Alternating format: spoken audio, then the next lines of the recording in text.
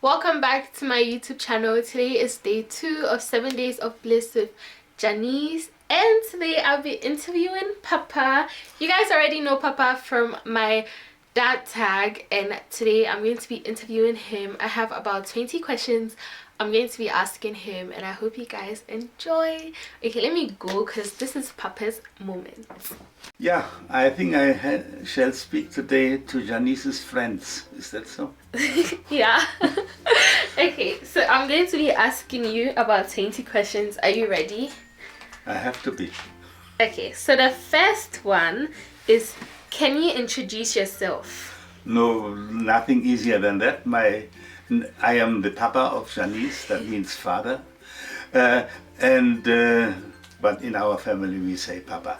My name is Jochen, and since I was 15 years in Ghana, I have another name that is Kofi. You've lived in many places. Yeah. Where would you say is your favorite? It's very difficult because many does not even say enough about the many, real many. This residence which I have presently, this is number 61. Among 61 residences, to say which one is the nicest, it's very difficult. I had some very nice ones. For example, in Ghana we had a nice house, and since it was just after Janiece was born, I called the house Villa Janiece. Yeah, my residence here is also important. I had it since 11 or 12 years now, and I lived all the time alone until one day Janiece decided to come here. Then I enjoyed it really. There are stories, 4 stories at all, and Janiece lives far above me. And sometimes when I sit in my library upstairs and I hear the steps of her. Of course, the house where I lived with my parents, it was the post-war time, very poor everything, and we had to build an own house because we didn't find any accommodation after the war. So we were forced to build an own house, and that was much work. I started with 10 years as a co-operator with my parents to build the house. If you could be doing anything anywhere in the world right now, what would it be? Oh, I had a dream. I studied education. I'm not only teacher, I'm also educationist. And one of my most favorite authors were O'Neill is his name, in Wales, in UK. He created a school, and in this school the children and the teachers together had a parliament and decided over everything together. And recently I learned in the internet about India, where still there are habits that girls are killed when they are born. There are reasons. The parents don't have the money to keep girls because they cost more than boys when they marry one day.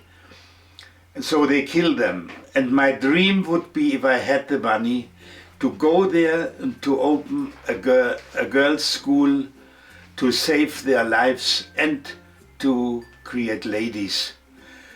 But at the moment I cannot, I don't have the funds. Possibly I'm also no more so young. I am young, not so young that I could start something without money. What did you envision your life to look like when you were my age? I liked adventures. Many, various types. I liked them, and I just really, I wrote an autobiography. And in that autobiography there are chapters about a lot of things, including those which I wished when I was young. And I don't want to come into all details. There were very, very adventurous things. And even adventure thinking and feeling brought me to Africa. What was your favorite movie or book when you were my age? Yeah, the movies, I didn't have money to go to cinema, and internet didn't work. We didn't have television in my young age, but I was reading, and the favorite book was Californian Symphony. What would you say is your most exciting memory? The birth of Janiece. Definitely. I never had anything else what was so exciting. What is the most embarrassing thing your mother or father ever did to you? Yeah, when my father punished me and I knew that I hadn't done anything wrong.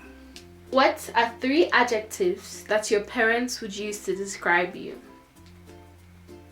That is not a short answer, because life is going up and down. And when I was young, I had really a very bad time with my father, and that was, he didn't think very well at me. When I wanted to learn swimming and I was scared of the deep water, he called me a coward, and he treated me like a coward. Later, when I was finished with my studies, father was an old man, he admired me. So different other things. And mother was always lovely, always caring for us. She was even fighting like a lion if anything happened to us. So my mother was so great, and so different other things. And life gives ups and downs. If you could go back to one day in your childhood, what day would it be and why? It's so unrealistic. Yeah, but if you could go to one day in your childhood, what day would you go back to? I've never been thinking about that I could go back into my childhood. I'm always thinking ahead. That is my problem to answer this question. My childhood, what was so exciting that I would like to go back? Okay, there is one thing. When I was a child with 6 years, and my father was a soldier in the war, because every man in Germany was caught to be a soldier, and I was missing him. I didn't know how bad my time later could be with him, but I missed him, and I was longing for my father, and I was standing there, and one day he came. That was very exciting for me, yeah? But as I told you, later I had big problems with him. What very later, when he was old, was then very nice, yeah. Did you ever win an award? Yeah, there is something, I don't know whether I can call it an award. When I completed my apprenticeship in Agric, then in the newspaper was standing that I was the best of the whole district. That was very good for me, because in school I was not so good, but that was helping me very much and brought self-confidence to me. What was it like growing up during the war? Yeah. The thing is so, children take cruel things even as normal. When we had the bombing, we saw then the next day that houses have been bombed down, burned out and such things. We took it as granted. That is so in childhood, and maybe it must be so.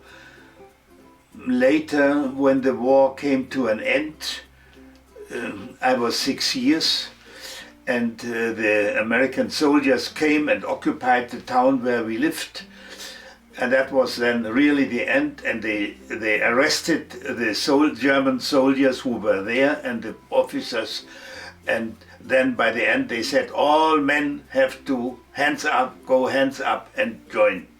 And then by the end I joined them as the last one, and everybody laughed. Of course, I was 6 years there. Yeah, that is my memory of war. It is astonishing how normal children can take such things. What did you want to be when you grew up? Older.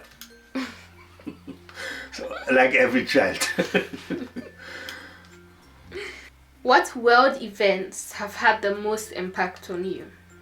Yeah, there are two, both in America. The first was when John F. Kennedy was assassinated. It affected me very much because he was something what we believed, somebody who we believed in. And the second was, as many people may say, 9/11. What's something your mom or dad used to tell you growing up that later turned out to be true? Yeah, both of them had one thing common. They were in different ways educating us children to be honest. And I realized later it is the easiest way of life to be honest. What was a favorite family tradition when you were growing up? Christmas.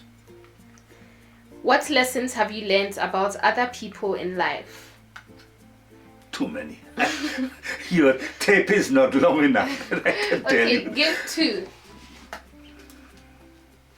Yeah, of course, one thing I learned, take your time to learn people, to know them. You may easily be wrong. First impressions, some people say first impressions are the best, but I'm not so sure. You can easily be wrong. And then it's a type of feedback. It's not only that you learn about people, you learn also how people react onto you. And that is something, yeah, you have it in your hand to steer that. What do you enjoy the most about being a father? Seeing my lovely daughter growing up. I remember the time of her childhood. She forgot so many things which I remember. She had a very happy childhood, and then I was able to maintain this happy childhood of my daughter, and that was great. And now I realize I have a very ambitious daughter, and I believe she goes her way, and seeing that and observing that is a big, big joy for me. Is there anything else you would like to add? There's one thing what you didn't ask me, Janiece. Ah, yeah. You are not my only child. Yeah. When you were born, I was 63. It's a rare case. But long, long before you were swimming in the Nile or wherever, I got another child. It was my son Björn, and I was only 26 years by then. 26 years by then, and you learn to know your half-brother, and I know that you are in a good friendship with him, and he is meanwhile 56 years. He is grandfather himself. That makes me to a great-grandfather. And this 5 times. I have 5 great-grandchildren, and 4 of them I cuddled them already. This year when we were in Sweden, this was a very, very great experiment, and yeah, and I think even you, Janiece, enjoyed that very much, and we were there together, and that is something what I wanted to add. It's very important also. Okay, Papa, thank you for... Don't mind. I hope I gave you some answers which you can carry along, and the impression should not be too bad. Okay, so tell them to subscribe to my YouTube channel. Yeah, that is a matter of course. Janiece's YouTube channel is so important that there cannot be enough subscribers. And they should like the video. And they shall like the video, and they shall make more friends and more clicks. As more clicks, as happier Janiece is. And I like a happy daughter. Okay, Papa, thank you. Bye-bye. Bye-bye.